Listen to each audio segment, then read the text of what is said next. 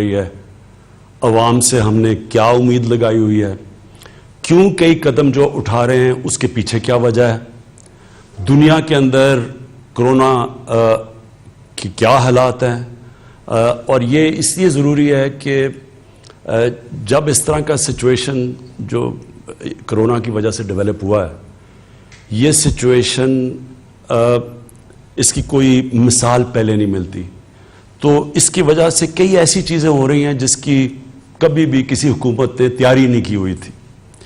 تو سب سے پہلے تو میں آپ سب کو مبارک دیتا ہوں، اپنی قوم کو مبارک دیتا ہوں کہ اور اللہ کا خاص طور پہ اللہ کا شکر ادا کرتا ہوں کہ جو ہم اس وقت کیلکولیٹ کر کے بیٹھے تھے، اور کیلکولیشن کون کرتا ہے؟ ہمارا جو national command and operation centre, جدھر سارے پاکستان کے ٹاپ ادارے جو بھی یہ کرونا کے ساتھ اور جو صحت کے شعبے کے ساتھ انوالوڈ ہیں اور ایڈمنسٹریشن کے، وہ ہر روز بیٹھ کے اپنے ڈاکٹرز کے ساتھ پورا ڈیٹا سارے پاکستان سے لے کے وہ اینالائز کرتے ہیں کہ کتنی بیماریاں ہوئیں، ہسپتال میں کتنا پریشر ہے، اور کرونا کی پروجیکشن کیا تھی اور آج کیا ہے۔ تو یہ ہر روز یہ مسلسل یہ انالیسز ہو رہا ہوتا ہے، جائزہ لیا جا رہا ہوتا ہے، اور اس کے مطابق جو میں آپ کو مبارک دینا چاہتا ہوں کہ اس کے مطابق آج نہیں 25 اپریل تک ہم اندازہ یہ تھا کہ 50,000 کرونا کے مریض ہوں گے پاکستان میں، اور آج جو ہم کیلکولیٹ کر رہے ہیں انشاءاللہ 12 سے 15,000 تک کرونا کے مریض ہوں گے۔ جو کیلکولیشن پہلے تھی 50,000 ہونے تھے، آج جو ہم سارے اسیس کر رہے ہیں جو جتنے بھی کرونا کے کیسز آ رہے ہیں، تو آج 15,000 کے بیچ میں۔ اس کا مطلب کیا ہے؟ اس کا مطلب یہ ہے کہ جو ہمارے ہسپتالوں کے اندر فیسلٹیز ہیں وہ اتنی ہیں کہ ان 12 سے 15,000 میں جن کو انٹینسو کیئر کی ضرورت ہے، جن کی طبیعت اتنی خراب ہو جائے گی کہ ان کو انٹینسو کیئر ہاسپٹل کی جو وہ فیسلٹیز چاہیے ہوں گی جو انٹینسو کیئر میں ہیں، مثلا وینٹیلیٹر اور آکسیجن، تو اب تک ہمارے پاس جتنے مریض آ رہے ہیں اور جو ہمارے پاس فیسلٹیز ہیں، انشاءاللہ اس ریٹ کے اوپر ابھی اس مہینے ہمیں کوئی مسئلہ نہیں ہوگا، ہمارے پاس وہ فیسلٹیز ہیں ہمارے ہاسپٹلز میں۔ لیکن جو ہم آگے دیکھ رہے ہیں کرونا کے کیسز بڑھیں گے، آپ جس طرح ساری دنیا میں دیکھ رہے ہیں کیسز بڑھ رہے ہیں، کہ سلو ڈاؤن ہو بھی رہے ہیں پھر بھی بڑھ رہے ہیں کیسز، تو ہم یہ اندازہ لگا رہے ہیں کہ ہمیں جو مشکل پڑے گی وہ پڑے گی مئی کے 15 سے لے کے مئی کے 20 یا 25 تاریخ تک۔ ہم سمجھتے ہیں کہ ہمارے ہاسپٹلز کے اوپر پریشر زیادہ پڑے گا۔ جو پریشر 25 اپریل میں پڑنا تھا وہ اب چلا گیا آگے 15 اور 20 مئی تک، اور اس تک ہم پوری تیاری کر رہے ہیں۔ ہماری این ڈی اے میں دنیا سے ابھی بھی ہر روز کانٹیکٹ پہ ہیں، وینٹیلیٹرز کے اوپر جو بھی چیزیں ہمیں ضرورت ہے اس کے اوپر تیاری پوری کر رہے ہیں۔ لیکن میں ابھی بھی آپ کو کہوں کہ اگر ہم زیادہ احتیاط کر دیں تو ہو سکتا ہے کہ یہ اور آگے چلا جائے، یعنی جس طرح ہم 25 اپریل کو سمجھ رہے تھے یہ چلا گیا 10 سے 20 مئی تک، اور اگر ہم جو میں ابھی بعد میں آپ سے بات کروں گا، اگر ہم نے احتیاط کر لی تو یہ اور بھی آگے جا سکتا ہے۔ اور یہ اس لیے ہے کہ آج ہم اس خوش قسمت کنڈیشن میں اس لیے، اور خوش قسمت اس لیے میں کہہ رہا ہوں کہ آپ دنیا میں اور ملکوں کا حال دیکھیں اس وقت کہ کس طرح 1000 800 دن میں لوگ مر رہے ہیں وہاں، تو اس کے مقابلے میں یہ کہہ رہا ہوں کہ ان کا جب موازنہ کیا جائے تو ہمارے حالات بہت بہتر ہیں۔ تو اور میں یہ اس لیے بھی ہیں کہ جب 26 کرونا کے کیسز تھے پاکستان میں 13 مئی کے قریب، تو ہم نے تب لاک ڈاؤن کیا تھا پاکستان میں، ہاں 13 مارچ کو، تو ہمارا 26 فروری کو پہلا کیس آیا تھا، اور جب ہمارے 26 کیسز ہوئے تو 13 مارچ کو ہم نے اپنا لاک ڈاؤن شروع کیا تھا. اور اس لاک ڈاؤن کے بعد مختلف کئی صوبوں نے سندھ نے زیادہ کیا لاک ڈاؤن, باقی صوبوں نے کم کیا. لیکن اللہ کا کرم یہ ہے کہ ہمارے جو بھی ہم نے قدم اٹھائے, ہم نے جب زائرین بھی آئے تو ان کو کوارنٹین کیا, ان سے پھیلا نہیں.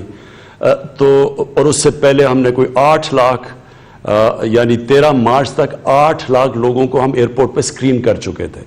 تو اللہ کا شکر ہے. اور پھر چائنا سے بڑا پریشر تھا کہ ہمارے جو اسٹوڈنٹس تھے ووہان میں, جو شہر میں جدھر کرونا شروع ہوا, ان کو واپس بلایا جائے. ہم نے پریشر لیا اور اللہ کا شکر ہے کہ ایک بھی کیس ہمیں چائنا سے پاکستان نہیں آیا. اب جدھر آج ہم کھڑے ہیں, ہم نے جس طرح آپ نے دیکھا کہ ہم نے آہستہ آہستہ فیصلہ کیا کہ ہم اب جو لاک ڈاؤن کی کنڈیشنز کم کرنے لگے ہیں, جس میں سب سے بڑا جو سیکٹر ہے کنسٹرکشن کا, ہم نے فیصلہ کیا کہ کنسٹرکشن کا سیکٹر ہم کھولنے لگے ہیں. تو وہ کیوں کھولنے لگے یہ میں پہلے بھی آپ سے بات کر چکا ہوں, لیکن میں یہ بات پھر سے دہراؤں گا کیونکہ آپ کو سمجھنا چاہیے کہ ہم یہ کیوں قدم اٹھا رہے ہیں. دیکھیں, ہمارے جیسے ملک پاکستان, ہندوستان, بنگلہ دیش, ساؤتھ افریقہ جیسے جگہ جدھر کچی بستیاں ہیں, جدھر غریبوں کی بستیاں ہیں, جدھر کچی آبادیاں ہیں, جدھر شینٹی ٹاؤنز جن کو کہتے ہیں, فلپینز ہے, یہ سارے ملکوں کے اندر جو کنڈیشنز ہیں, جو حالات ہیں, وہ مغرب سے مختلف ہیں. مثلا یورپ اور اگر امریکہ کا آپ دیکھیں تو ان سے ہمارے مختلف حالات ہیں. ہمارے کچی آبادیوں کے اندر, ہمارے غریبوں کے محلوں کے اندر لوگ جڑ کے رہتے ہیں. ایک ایک کمرے میں 6 سے 5 سے 8 لوگ بھی رہتے ہیں. اور وہاں کئی بدقسمتی سے پاکستان میں کچی آبادیوں میں یہ حالات ہیں کہ پانی نہیں ملتا اتنا. تو ہم جب ایک قوم فیصلہ کرتی ہے کہ ہم لاک ڈاؤن کریں گے, تو یہ ضرور سوچنا چاہیے کہ جب ہم لاک ڈاؤن کریں گے تو ہماری نظر میں ہونا چاہیے کہ یہ جو غریبوں کی آبادیوں میں لوگ رہتے ہیں, ان کے اوپر اس کے کیا اثرات آئیں گے. اور مجھے افسوس سے کہنا پڑتا ہے کہ پاکستان کے اندر, میں کیونکہ میری عمر تقریباً پاکستان جتنی ہے, میں ساری زندگی یہ دیکھتا رہا ہوں کہ ہم جو قانون بناتے ہیں, پالیسیز جو ہم بناتے ہیں, ہم صرف ایک چھوٹی سی ایلیٹ کلاس کا سوچتے ہیں. ہم اگر تعلیم کا بھی نظام پاکستان میں ہم نے, اور میں اس پریولیج کلاس سے ہوں جس کو بہترین تعلیم ملی, لیکن ہم نے کبھی یہ نہیں سوچا کہ عام لوگوں کے لیے جو تعلیم ہے کیا وہ مقابلہ کر سکتے ہیں ہمارے جیسے لوگوں کا جن کو چھوٹے سے طبقے کو اچھی تعلیم انگلش میڈیم ملتی تھی. اسی طرح ہم نے آہستہ آہستہ گورنمنٹ کے ہسپتالوں کو تباہ ہوتے دیکھا. غریب لوگوں کے لیے گورنمنٹ ہاسپٹل اور امیروں کے لیے پرائیویٹ ہاسپٹلز, اور جو سپر رچ تھے ان کے لیے لنڈن کے اندر علاج کروانا. یہ ایک طبقاتی نظام پاکستان میں ڈیولپ ہوا. طاقتور اگر عدالت میں جاتا ہے, اس کے پاس بڑے بڑے وکیل ہوتے ہیں, وہ جو مرضی ڈاکے مارے وہ بچ جاتا ہے.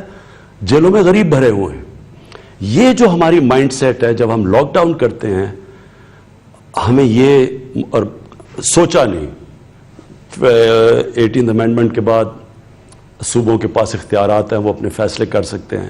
تو جس طرح فیصلے کیے گئے, میں اپنی طرف سے کہتا ہوں کہ میں پہلے دن سے کہہ رہا تھا کہ جب ہم فیصلے کرتے ہیں تو کیا ہم سوچ رہے ہیں کہ ہمارے جو غریب لوگ ہیں ان کا کیا بنے گا.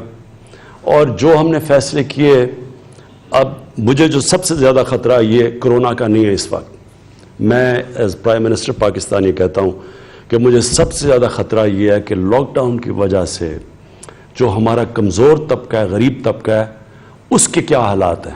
اور مجھے خطرہ ہے اس کا, کیونکہ میں سیدھی بات کرتا ہوں. آپ اگر امریکہ میں دیکھیں, انگلینڈ میں جدھر میں نے بہت ٹائم گزارا ہوا ہے, وہاں کا جو مزدور ہے وہ زیادہ تر تقریباً 100% رجسٹرڈ ہے. ہوگا 2-3% نہ رجسٹرڈ, لیکن وہ رجسٹرڈ ہے. اور آج اگر امریکہ میں یا انگلینڈ میں دیکھ لیں, کینیڈا میں دیکھ لیں, وہ کیا کر رہے ہیں کہ جیسے جیسے وہ بے روزگار ہو رہے ہیں ان کو ڈائریکٹلی پیسے جا رہے ہیں. ان امپلائمنٹ بینیفٹس ہیں وہاں, ان کے بینکوں کے اندر پیسے جا رہے ہیں کیونکہ ان کے پاس لسٹ ہے. ان کی مزدوروں کی. تو جو بھی مزدور اپلائی کرتا ہے کہ جی میں بے روزگار ہو گیا ہوں, وہ پھر گورنمنٹ اس کو پیسے دے رہی ہے, ان کے پاس ریکارڈ ہے. ہمارے 75 سے 80% جو مریض ہے وہ انفارمل سیکٹر میں ہے, اس کی ہمارے پاس کوئی ریکارڈ ہی نہیں ہے. تو جب یہ ہوتا ہے تو گورنمنٹ کیسے اس کی مدد کرے, ہمیں کیسے پتا کہ ہم ان کے کیسے مدد کریں.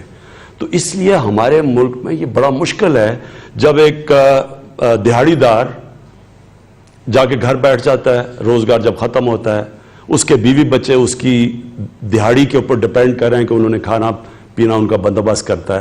ہو سکتا ہے وہ 1 ہفتہ 2 ہفتے بیچارے اپنے ساری جو بھی بچایا ہوا ہے ان کو وہ خرچ کر دیں. تو آخر میں ان کے پاس کیا چوائس ہے, یا تو سوشل سیکیورٹی سسٹم ہی نہیں ہے. یہ جو مغرب ہے وہاں تو پورا ویلفیئر سٹیٹس ہیں, یورپ جو ہے ادھر تو سوشل سیکیورٹی ہے, یہاں تو وہ بھی نہیں ہے. اس لیے جب ہم فیصلہ کرتے ہیں ہمارے حالات مختلف ہیں, اور اس لیے ہمیں یہ جو کنسٹرکشن ہے یہ ہم فیصلہ اس لیے کھولنے کا کیا, میں نے اور میرے کیبنٹ ہیں, کیونکہ ہم یہ سمجھ رہے ہیں کہ ہم پہنچ ہی نہیں سکتے اتنے زیادہ, یہ جو ان رجسٹرڈ مزدور ہیں ہم ان کے پاس نہیں پہنچ سکتے. ہم نے احساس پروگرام کیا, یہ پاکستان کی تاریخ کا سب سے بڑا پروگرام ہے. 12,000 روپے جو ہم 1,20,00,000 خاندانوں کو پہنچا رہے ہیں, یہ کبھی ہوا ہی نہیں ہے پاکستان میں اتنا بڑا پروگرام, اور وہ بھی میرٹ کے اوپر, یعنی کسی قسم کی سیاسی مداخلت نہیں ہے اس میں. لیکن اس کے باوجود ہم سمجھتے ہیں کہ یہاں اتنے زیادہ جو لوگ ہیں جو اس سے نیٹ سے باہر ہیں, ان تک ہم کیسے پہنچ سکتے ہیں. اور ہمیں ڈر یہ ہے کہ جب تک ہم وہاں پہنچیں لوگ بھوک سے سڑکوں پہ آ جائیں گے, اور اگر لوگ بھوک سے سڑکوں پہ آ جائیں گے تو سارا لاک ڈاؤن کا مقصد ہی فیل ہو جائے گا, کیونکہ لاک ڈاؤن کا تو مقصد یہ ہے کہ لوگوں کو آپس میں فاصلے رہیں. تو اس لیے ہم نے کنسٹرکشن کا شروع کیا. اور میں کنسٹرکشن کی صرف ایک اور بات کرنا چاہتا ہوں. ہم نے کہا کہ جو بھی جس کے پاس پیسہ ہے, چاہے وہ فارمل اکانومی ہے انفارمل اکانومی ہے, ڈکلیئرڈ ہے یا نہیں ڈکلیئرڈ, ہم نے ساروں کو دعوت دی آپ اس میں آ جائیں. اب اس پہ میں دیکھ رہا تھا لوگوں نے شور مچایا, جی دیکھیں یہ کیا ہوا, آپ نے پھر سے ایک ایمنسٹی اسکیم دے دی. یہ ایمنسٹی کی بات نہیں ہے, میں آپ کو سیدھی بتا رہا ہوں کہ امریکہ کا 30 کروڑ ان کی عوام ہے, اور انہوں نے $2,000 ارب کا سٹیمولس پیکج دیا. پاکستان کی 22 کروڑ عوام کا سارا سٹیمولس پیکج ہے $8 ارب. اب ہمارے پاس تو وہ وسائل نہیں ہیں جو امریکہ کے پاس ہے, یا جو جرمنی کے پاس ہے, یا جاپان کے پاس ہے, اٹلی کے پاس ہے. لہٰذا ہم نے تو جو بھی پاکستانیوں کا پیسہ ہے اس ساروں کو اندر کھینچنا ہے تاکہ ہم اس وقت اپنے لوگوں کو ریلیف دے سکیں. تو اس لیے ہم نے کنسٹرکشن میں سب کو کہا ہے کہ آپ شرکت کریں تاکہ ہماری اکانومی چلے, تاکہ لوگوں کو روزگار ملے, تاکہ لوگ بھوک سے بچیں. اس کے علاوہ میں میری ٹیم بیٹھی ہے, ان سے میں ابھی بار بار ان سے آپ جو بھی ڈیولپمنٹس ہیں میں آپ کو باری باری یہ آپ کو آگاہ کریں گے. لیکن اس سے پہلے میں 2 اور چیزیں کہنا چاہتا ہوں.